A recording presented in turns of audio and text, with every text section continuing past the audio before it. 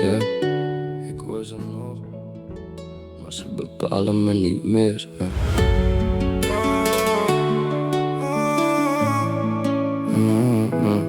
Echo's van vroeger blijven hangen in de nacht, maar ik blijf bewegen, ook al voelt de weg soms zacht. Littekens op mijn hart, maar mijn blik blijft vooruit. Alles wat ik meedraag, spreek ik uit zonder geluid.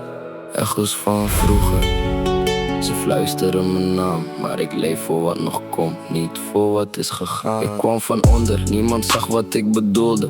Alles op gevoel, omdat niemand het me voordeed. Regen op de ramen, koude dagen zonder zon. Nu zie ik kansen waar ik vroeger alleen schaduw vond. Mensen kwamen dichtbij toen de cijfers groter werden, maar ik herken het verschil tussen liefde en de sterren.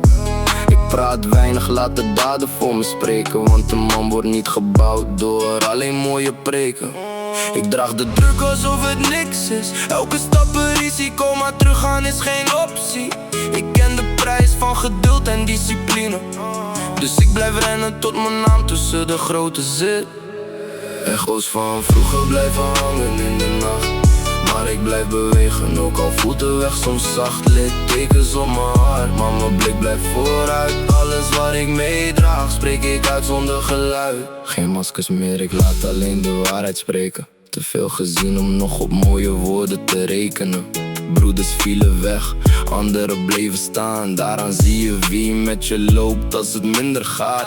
Ik tel geen likes, ik tel de lessen die ik kreeg, want de zwaarste route bracht me verder dan ik dacht. Alles wat ik zocht zat uiteindelijk in mezelf. Niet in geld, niet in roem, niet op een hogere plank.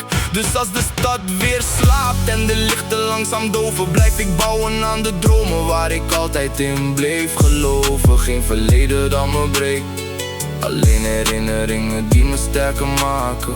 Echo's verdwijnen nooit helemaal, maar vandaag bepalen ze de richting niet meer. Ik schrijf mijn eigen verhaal.